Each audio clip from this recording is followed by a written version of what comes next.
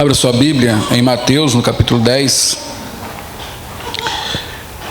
Nós vamos hoje encerrar esse capítulo.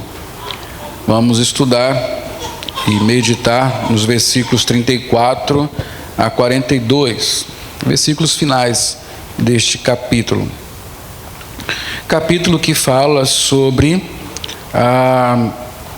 o envio dos 12 apóstolos, dos discípulos, que foram chamados de apóstolos, enviados, embaixadores, que iriam entrar nas cidades dos judeus para pregar o evangelho do reino, ou seja, a mensagem de salvação. Arrependam-se, creiam, arrependam-se porque o reino está próximo.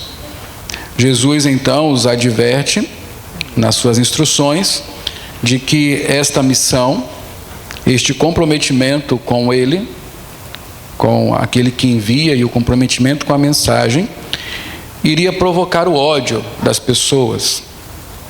E eles teriam que lidar com esse ódio enquanto iam pregando o Evangelho. E nós temos aqui aprendido que ser um cristão, ser um embaixador de Cristo, impõe isso sobre nós. Também atrai o ódio do mundo contra nós. Não apenas de um mundo, de uma forma geral, mas nós vamos ter ódio de pessoas próximas. Nós seremos também rejeitados pelas pessoas da família. Hoje, especialmente, vamos ver que encontraremos inimigos em nossa própria casa. Esse texto termina falando de recompensa, das bênçãos que estão asseguradas àqueles que são fiéis, que amam a Deus acima de tudo, mais do que pai, mãe, filho, filha, mais do que a própria vida. Então, esses últimos versículos dizem justamente respeito a isso. Oposição dentro de casa para aqueles que que seguem a Cristo, que são discípulos do Senhor. Esta é uma consequência do Evangelho. A palavra de Deus então nos diz assim, Mateus 10, de 34 a 42. Jesus diz: não pensem que vim trazer paz à terra, não vim trazer paz, mas espada. Pois eu vim para fazer que o homem fique contra seu pai, a filha contra sua mãe, a nora contra sua sogra. Os inimigos do homem serão os da sua própria família. Quem ama seu pai ou sua mãe mais do que a mim, não é digno de mim. Quem ama seu filho ou sua filha mais do que a mim, não é digno de mim. E quem não toma a sua cruz, não me segue, também não é digno de mim. Quem acha a sua vida, a perderá. E quem perde a sua vida por minha causa, a encontrará. Quem recebe vocês, recebe a mim. E quem me recebe, recebe aquele que me enviou. Quem recebe um profeta, porque ele é profeta, receberá a recompensa do profeta. E quem recebe um justo, porque ele é justo, receberá a recompensa de justo. E se alguém der, mesmo que seja apenas um copo de água fria, a um destes pequeninos, porque ele é meu discípulo, eu lhes asseguro que não perderá a sua recompensa.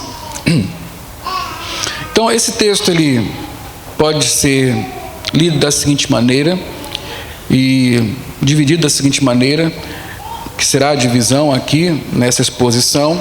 E enquanto nós meditamos, vamos entendendo e aplicando às nossas vidas o que o Senhor Jesus Cristo tem para nos dizer. Os versos 34 a 36, os primeiros que nós lemos nessa passagem, o Senhor Jesus Cristo afirma: não pensem que vim trazer paz à terra, não vim trazer paz, mas espada. No verso 21 desse mesmo capítulo, do capítulo 10, nós lemos o seguinte: o irmão entregará à morte o seu irmão, e o pai o seu filho. Filhos se rebelarão contra seus pais e os matarão. Pouco antes disso, Melhor, no versículo 22, todos odiarão vocês por minha causa. É nítida esta quebra da paz, né? Então Cristo afirma isso: eu não vim trazer paz à terra. Em uma tradução bem literal, ele diz assim: muito longe disso, eu vim trazer guerra, eu vim trazer espada, eu vim trazer conflito. Essa expressão aqui do versículo 35, o homem fica contra seu pai, o filho contra sua mãe, a nora contra sua sogra, os inimigos do homem serão os da própria família. É uma citação do Antigo Testamento. O profeta Miqueias fala sobre isso. No capítulo 7, Miqueias está anunciando o juízo de Deus. E o juízo de Deus virá sobre o seu povo também desta forma, criando uma inimizade, criando uma guerra entre os membros de uma própria família. Nós sabemos muito bem que Cristo veio para restabelecer a paz. Isaías capítulo 9 anuncia a promessa daquele que viria para secar o sangue, para acabar com a guerra, para limpar as roupas sujas de sangue, para restaurar a paz. Tanto é que um dos nomes dados a Cristo é Príncipe da Paz. Ele veio para restaurar a paz, mas não sem conflito. Essa paz, para ser restaurada, esta paz que Cristo está estabelecendo, ela não acontece sem que antes haja conflito, sem que antes haja guerra. É justamente isso que Cristo está dizendo.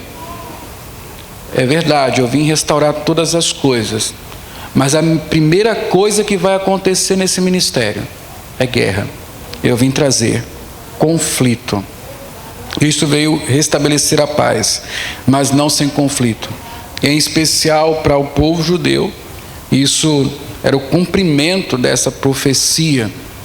Aquele povo iria se dividir por causa do Evangelho. A guerra acontece porque a mensagem do Evangelho é ofensiva. É neste ponto que as coisas começam a perder a paz. É por conta da mensagem. A mensagem foi rejeitada. Juntamente com a mensagem, o mensageiro. Juntamente com o mensageiro, aquele que enviou o mensageiro. A mensagem do Evangelho é ofensiva. Foi ofensiva para os judeus, que primeiro ouviram essa mensagem. Eles encontraram nessa mensagem escândalo, tropeço. Eles se iravam quando ouviam Jesus pregar, ensinar, anunciar o reino. E era uma mensagem que dizia: arrependam-se. Nada mais difícil de se ouvir do que essa palavra: arrependam-se. Nada mais impactante em nossa vida do que ouvir: arrependa-se. Sempre que você fala isso para alguém, você corre grande risco de ouvir um desaforo. Arrependa-se. Este é o problema. A guerra começa aí. Porque o Evangelho parte do ponto de que todos estão errados. Todos estão em pecado. Todos precisam de salvação. Não há um justo, não há um sequer. Nem entre os judeus, nem entre os gentios, nem entre os crentes, nem entre os descrentes. Não há nenhum justo. Todos precisam de arrependimento. A mensagem entra no mundo. Cristo entra no mundo dizendo a todos: arrependam-se, o reino está próximo. E isso ofende as pessoas. É por isso que há uma guerra. É por isso que Cristo entra no mundo e ele traz conflito ao mundo. Porque o mundo só entrará em paz, haverá apenas paz quando todos estiverem convencidos de que precisam se arrepender dos seus pecados. Quando a paz finalmente reinar no mundo, aqueles que não se convenceram disso, que não se arrependeram dos seus pecados, terão que ser eliminados. A guerra termina justamente quando Deus toma a vingança dos seus inimigos. Ele elimina os impenitentes, os que rejeitam a mensagem, e reina com aqueles que ouviram a mensagem, acataram em seu coração e entenderam que realmente precisavam de arrependimento. Por que que o conflito existe?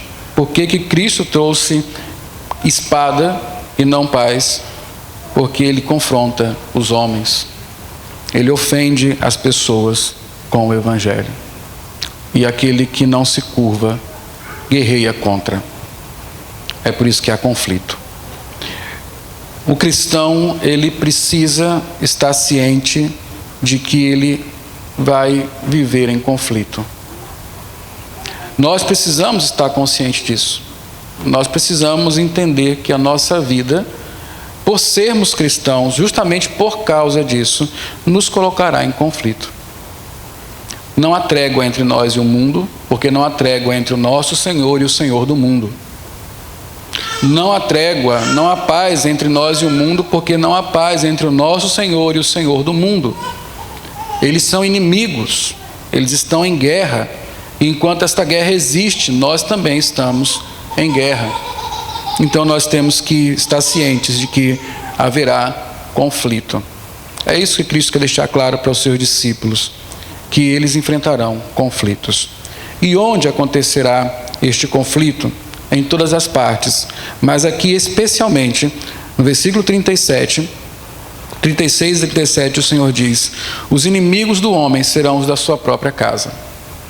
Isso acontecerá inclusive, não é na nossa família, não, naquela família geralzona, não, é no núcleo básico, aquela família com quem nós compartilhamos o teto. Isso pode acontecer lá dentro, não é? Os inimigos do homem serão da sua própria casa. Então ele é mais claro ainda. O que nós devemos fazer na perspectiva de um conflito que pode acontecer inclusive dentro do nosso lar. Ele diz: quem ama seu pai e a sua mãe mais do que a mim, não é digno de mim. Quem ama seu filho ou sua filha mais do que a mim, não é digno de mim. E quem não toma a sua cruz e não me segue, não é digno de mim. Nós temos que entender algumas coisas antes de olharmos para o texto com mais profundidade. Esse é um texto interessante porque ele não é confortador. Não é um texto que traz conforto. Ele é um texto que nos inquieta, nos causa mal-estar. Parece até que é um texto antibíblico, porque a Bíblia fala de paz. Nós que estamos estudando aqui o Salmo 128, temos aprendido como a família é preciosa, como um homem que teme ao Senhor vive em paz em sua casa, tem uma família feliz. E esse texto parece destoar disso aqui. Estamos falando de uma coisa ruim mesmo, uma família em guerra. E uma família em guerra por um motivo que não deveria provocar guerra: o fato de haver um crente nessa família, alguém que teme ao Senhor. O Evangelho entrou no mundo, ele tem conquistado vidas, e esse mesmo Evangelho, porque tem conquistado vidas, tem trazido guerra para algumas casas. É desconfortável esse texto, mas algumas coisas precisam ser afirmadas aqui. A primeira delas é que não é agradável a Deus que uma família viva em guerra. O Senhor não tem prazer nisso. Não é isso que Ele realmente quer, no sentido de que é o que agrada a Deus. Deus não quer que vivamos em guerra com a nossa família. Esse não é o seu objetivo. Pelo contrário, Deus sempre nos ensina a que nós devemos viver em paz. Deus, na sua palavra, nos diz que nós devemos nos esforçar para manter a paz. Tanto quanto nos custe isso, tanto quanto nos seja possível, nós temos que viver em paz com todos os homens. E isso inclui as pessoas da nossa família. Eu queria ler um texto com os irmãos, que é muito esclarecedor nesse sentido. 1 Coríntios 7.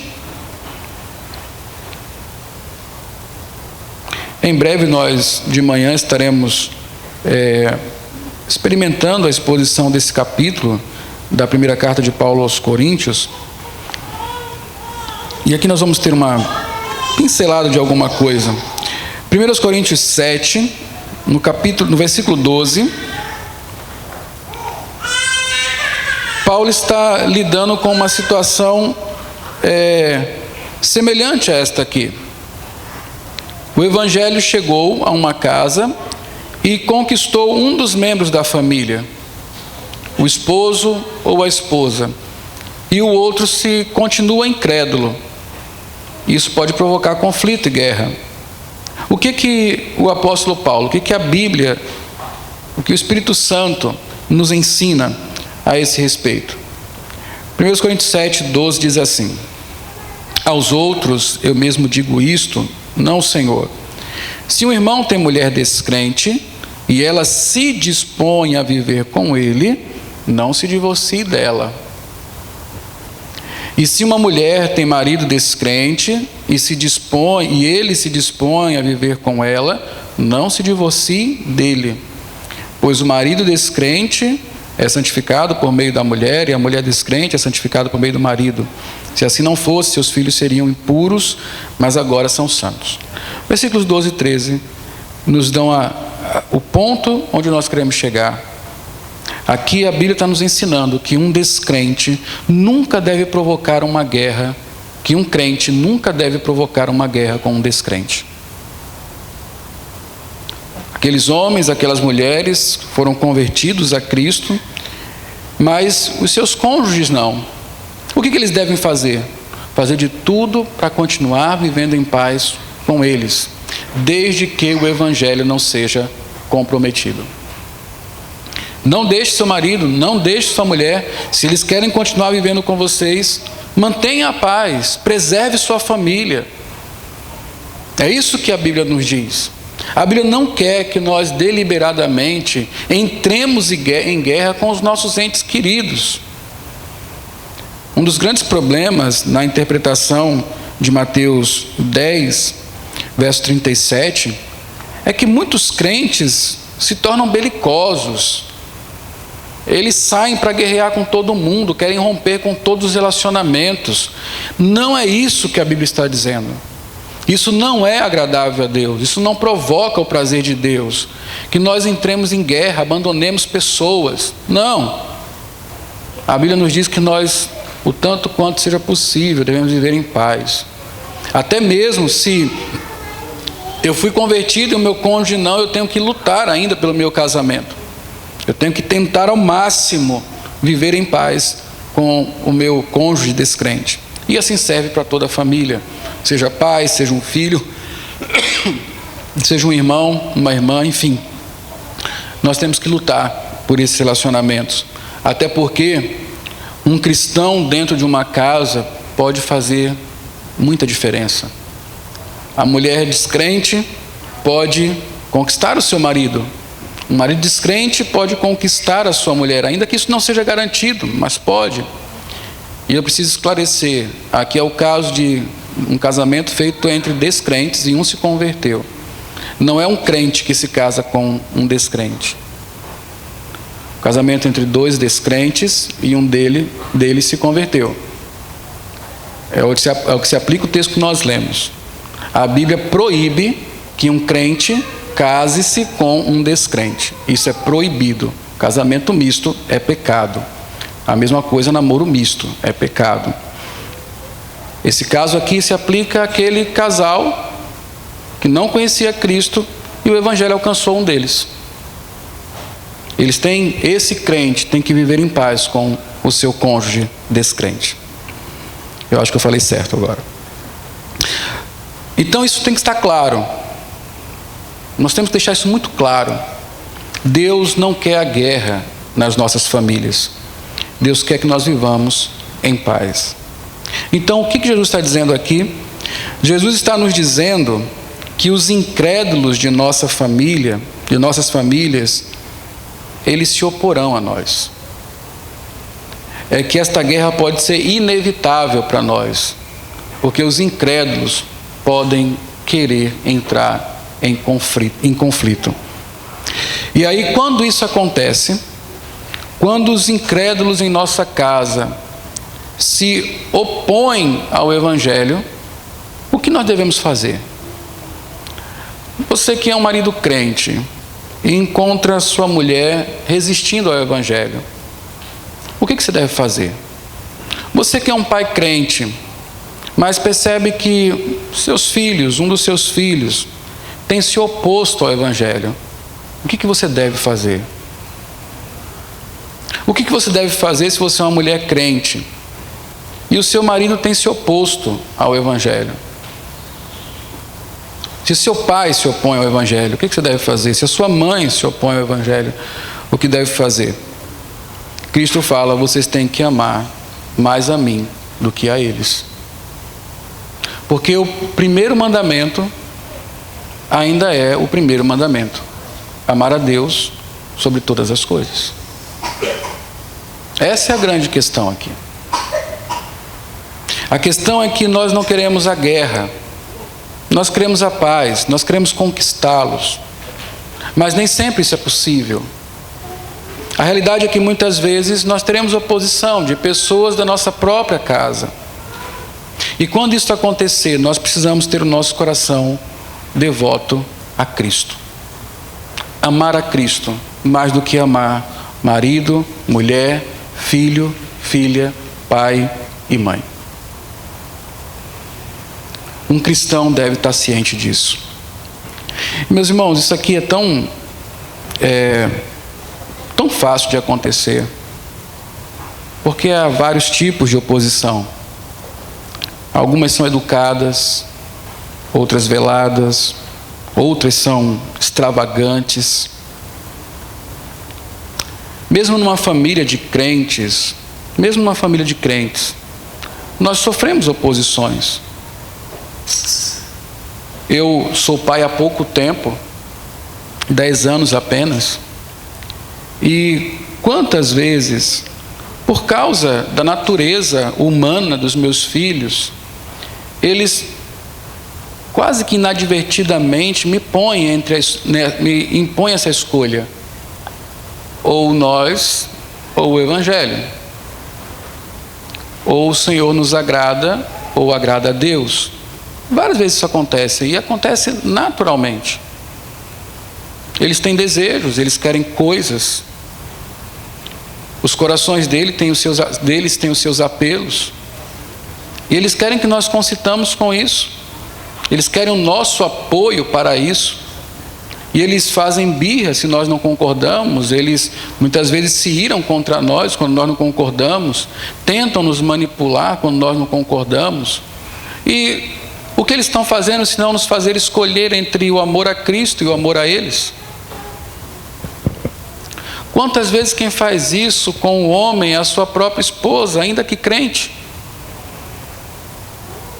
que quer trazer para casa padrões que você sabe que não são bíblicos, que quer governar e conduzir a casa não como uma esposa fiel a Cristo, mas como uma mulher que não ama a Deus, porque está envolvida aí em culturas e tudo mais.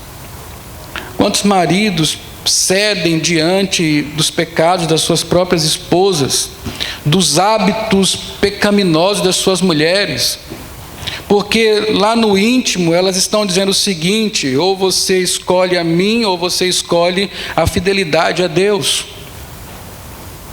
E nós muitas vezes amamos mais a nossa esposa do que amamos a Cristo. Quantas esposas não fazem o mesmo? Concedem que o marido viva uma vida pecaminosa, com maus hábitos, seguem seus maridos nesses maus hábitos, não confrontam, não auxiliam a este homem, porque lá no fundo ele está dizendo: ou você escolhe ser fiel a Cristo, ou você escolhe, ou você me ama, ou você é fiel a Cristo. Quantos filhos também não são manipulados pelos seus pais, mesmo pais crentes, que de alguma forma dizem: ou você escolhe me amar, ou você escolhe amar a Cristo, você vai ter que amar mais a um ou mais a outro.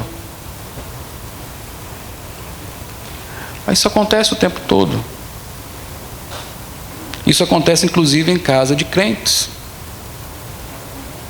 Isso acontece todo dia, praticamente. E Cristo está nos ensinando aqui que nós precisamos ter um amor fiel a Ele. Nós precisamos amar mais a Cristo do que amar as pessoas da nossa família. Sempre que precisemos entrar em um conflito por causa do amor a Cristo, nós teremos que enfrentar este conflito, seja lá fora ou seja em casa. Veja que a nossa realidade certamente é bem diferente das dos apóstolos, dos discípulos de Cristo. Eles foram presos, eles foram maltratados, eles foram rejeitados de maneira mais brutal. Mas da mesma forma nós somos perseguidos, somos desafiados, enfrentamos conflitos por amor a Cristo. E da mesma forma precisamos ser fiéis. Qual é o maior mal que nós podemos fazer para uma pessoa? Qual é o maior mal que nós podemos fazer para uma pessoa? Por exemplo, qual é o maior mal que você pode fazer para sua esposa? Você que é homem. Qual é o maior mal que uma mulher pode fazer para o seu marido? Qual é o maior mal que um pai pode fazer para o seu filho? Qual é o maior mal que um filho pode fazer pelo seu pai? O maior mal que nós podemos fazer para uma pessoa é amar mais essa pessoa do que amamos a Deus. Este é o maior mal que podemos fazer para ela. Amar mais essa pessoa do que amamos a Deus. Se você amar mais o seu filho do que você ama a Deus, você vai permitir que ele viva uma vida degradada. Você vai permitir que ele viva uma idolatria. Você vai permitir que ele acredite que você mesmo é um idólatra, porque ele tomou o lugar de Deus na sua vida. E se for dessa forma, como seu filho irá conhecer a Cristo e temer o seu nome? Como ele irá amar a Deus, se ele percebe que você mesmo não ama a Deus como deveria amar? Como é que uma mulher crente pode fazer mal para o seu marido se ela ama mais o seu marido descrente do que ama a Deus? Porque se ela não ama a Deus, ela não será obediente a Deus e se conduzirá como uma descrente junto com o seu marido. Isso não traz nenhum benefício. Isso não produz santidade. Isso não transforma as vidas. O que nos faz ir e pregar o Evangelho que salva o pecador, que se opõe a nós, é justamente o fato que amamos a Cristo. E se amamos a Cristo, não nos importamos, pregamos o Evangelho. Lemos, e eu creio que o Senhor Jesus Cristo, na sua sabedoria, nos ensina primeiro esta lição: amem os seus inimigos, amem aqueles que se opõem contra vocês. E a melhor maneira de amar essas pessoas é amando a Deus primeiro. É amando a Deus em primeiro lugar. Porque aí você saberá como amar corretamente aquele que se opõe a você.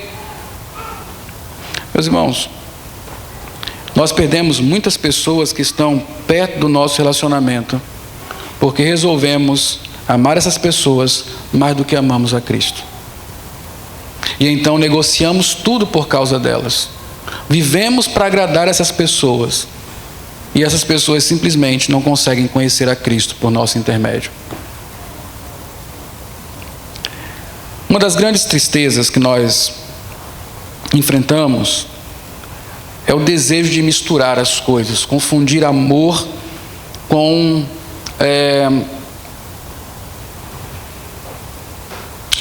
a palavra lhe faltou agora, com parcimônia, com indulgência com o pecado.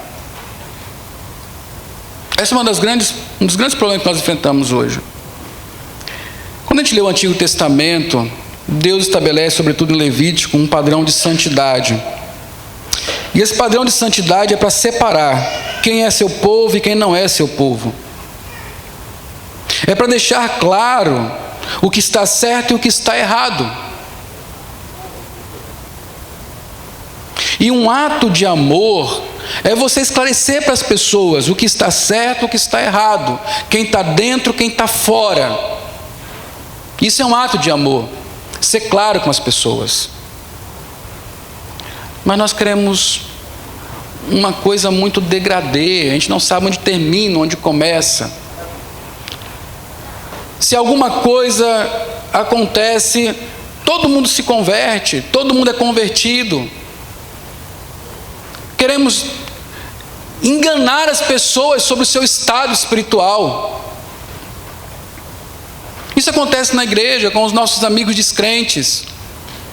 De alguma forma ficamos cheios de dedos em dizer que eles estão perdidos, que eles estão caminhando para o inferno. Isso acontece com os nossos filhos, acontece com as nossas esposas, acontece com os maridos também. Porque somos cheios de dedos para alertar ao pecador que ele está em perigo. Isso não tem nada a ver com o amor ao pecador, não tem nada a ver com o amor a Deus, tem a ver com o amor a nós mesmos. Que não queremos nos comprometer, que não queremos o conflito, que não queremos perder a paz, que queremos ser bem vistos. Todo amor que não vem de Deus é um amor egoísta. Todo amor que não tem Deus em primeiro lugar é um amor egoísta, egocêntrico, voltado para o homem. Este amor é um amor doentio, não é um amor que salva, não é um amor que liberta, não é um amor que cura. Quando Cristo está dizendo aqui que nós devemos amar mais a Ele do que os homens, mesmo que esses homens sejam próximos de nós, não é simplesmente que Cristo quer que nós guerreemos contra eles, mas porque este amor em nós pode de fato alcançar o inimigo que se opõe contra nós, que se opõe a Cristo, que se opõe ao Evangelho do Senhor. Portanto, meus irmãos, não há maior mal que possamos fazer para uma pessoa senão o de amar a esta pessoa mais do que amamos a Deus. O Senhor Jesus Cristo então pede fidelidade. O primeiro mandamento fala sobre fidelidade. Não ter outro Deus antes do Senhor, diante do Senhor. Ou seja, amar a Deus sobre toda e qualquer coisa. Fidelidade. Seja fiel até a morte, e eu te darei a coroa da vida. O texto segue então no verso 39. Já no verso 38, Jesus Cristo nos fala do amor a nós mesmos, que esse amor também precisa ser, não pode ser maior do que o amor que temos por Cristo. Quando ele diz: e quem toma a sua cruz, e quem não toma a sua cruz e não me segue, não é digno de mim. Quem não toma a sua cruz e não me segue, da mesma forma, não é digno de mim. Aqui o outro conflito que nós enfrentamos, capítulo 7 de Romanos fala sobre ele. Um conflito dentro de nós. Um conflito entre o homem novo, restaurado, e o velho homem. Negar-se a si mesmo, tomar a cruz. Não há outra forma de explicar isso senão estar disposto a morrer. Morrer para o mundo. E a quem sabe morrer literalmente. Há uma ordem, há uma hierarquia bíblica que nós costumamos esquecer ou negligenciar, melhor dizendo. A hierarquia bíblica é Deus, o outro e eu. Amo a Deus, amo ao próximo e eu fico em terceiro lugar. Eu nunca estou em primeiro lugar. E a primeira coisa que eu tenho que fazer por amor a Cristo é negar a mim mesmo. É impossível você amar a Cristo se você não negar a si mesmo. E ele fala: se você não está disposto a negar a si mesmo, tomar a sua cruz e seguir-me, você não é digno de mim. Mais uma vez, se nossos filhos, nossas esposas, nossos maridos nos manipulam a ponto de nos fazer escolher entre amar a Cristo e amar a eles, imagine o que nós mesmos podemos fazer com o nosso coração. Quantas vezes nós não nos colocamos nessa escolha, amar a nós mesmos ou amar a Cristo? Isso é fácil de entender. Você sabe o que a Bíblia diz sobre a sua vida e você faz diferente do que a Bíblia diz. Você escolheu amar mais a si do que amar a Deus. Toda vez que você sabe o que tem que fazer à luz da Bíblia e faz o contrário disso, você estabeleceu quem é o objeto maior do seu amor: você mesmo. Você mesmo. E olhe como a Bíblia é clara. Eu não preciso nem explicar. Jesus Cristo fala: se você faz isso, você não é digno de mim. Então brinque com uma verdade dessa. Procure uma explicação melhor sobre isso. Vá buscar um comentário. Procure um outro pastor para dizer outra coisa. Não há como fugir disso aqui, meus irmãos. Não há como fugir disso aqui. É claro, é límpido, cristalizado. Se você não tiver disposição de enfrentar conflitos em sua família, enfrentar conflitos no seu próprio ser, se você não estiver disposto a isso, Jesus Cristo está dizendo: olha, você não é digno de mim. Ele continua então, texto que nós citamos muito para incrédulos e parece que nos esquecemos para nós mesmos. O verso 39: quem acha a sua vida a perderá, quem perde a sua vida por minha causa a encontrará. A Bíblia tem essa dinâmica: perder para ganhar, compreender o que tem maior valor e então fazer a escolha certa. O que tem maior valor, a vida temporal ou a vida eterna? O que tem maior valor, as coisas deste mundo ou as coisas eternas? O que tem maior valor, os prazeres que eu posso usufruir aqui ou aquilo que Cristo tem reservado para mim? O que tem maior valor? Se eu sei aquilatar bem essas coisas, eu vou entender que perder a vida aqui é nada. Perder a vida aqui é até lucro, como diz Paulo. Mesmo uma igreja pobre como Esmirna entendeu que enfrentar as perseguições, ser privado de bens por causa de Cristo é um grande lucro.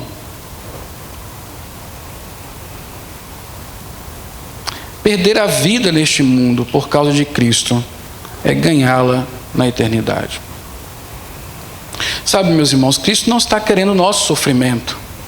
O Senhor Jesus Cristo não está nos chamando para viver uma vida miserável, de sofrimento, de dureza. Não, Ele está nos mostrando o que é mais valoroso.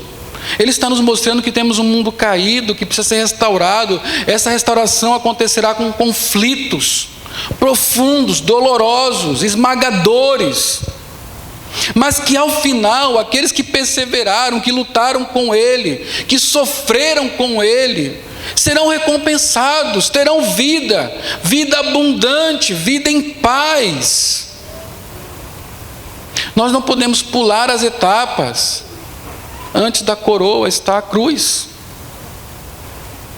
Antes da coroa está a cruz.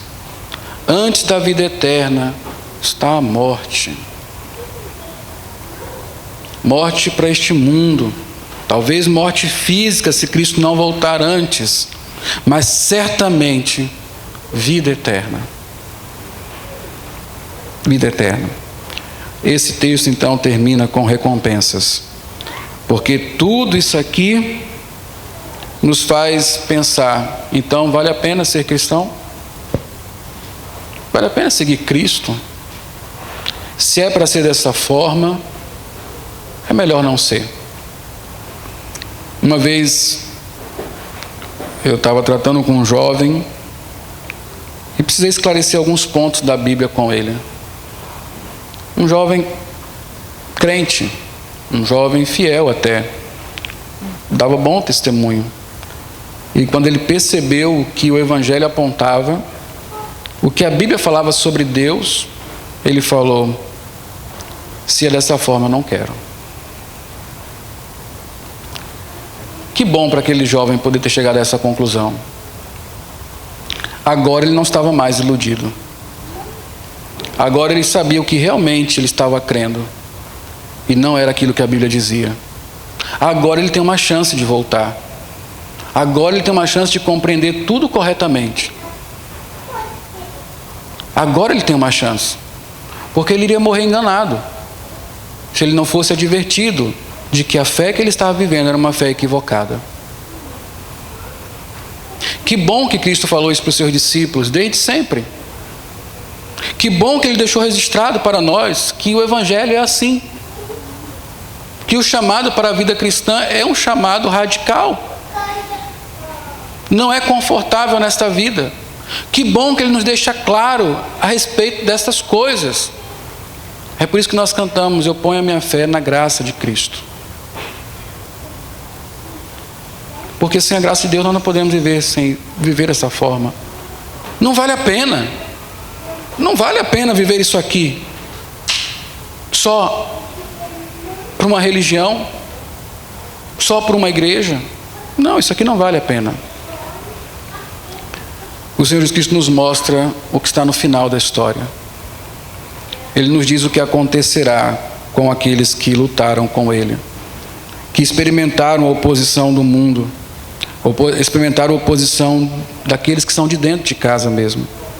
Ele fala o seguinte, verso 40. Primeiro, verso 39, ele diz: quem acha a sua vida perderá, quem perde a sua vida por minha causa encontrará. Ele fala o seguinte: quem recebe, verso 40, quem recebe vocês, recebe a mim, e quem me recebe, recebe aquele que me enviou. Quem recebe um profeta, porque ele é profeta, receberá a recompensa de profeta. Quem recebe um justo, porque ele é justo, receberá a recompensa de justo. E se alguém der, mesmo que seja apenas um copo de água fria a um desses meus pequeninos, porque ele é meu discípulo, eu lhes asseguro que não perderá a sua recompensa.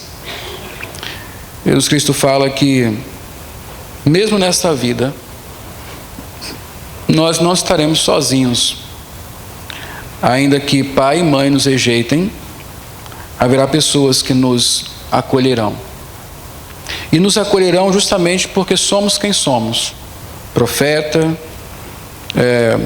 justos, pequeninos de Cristo. Elas nos receberão porque somos assim.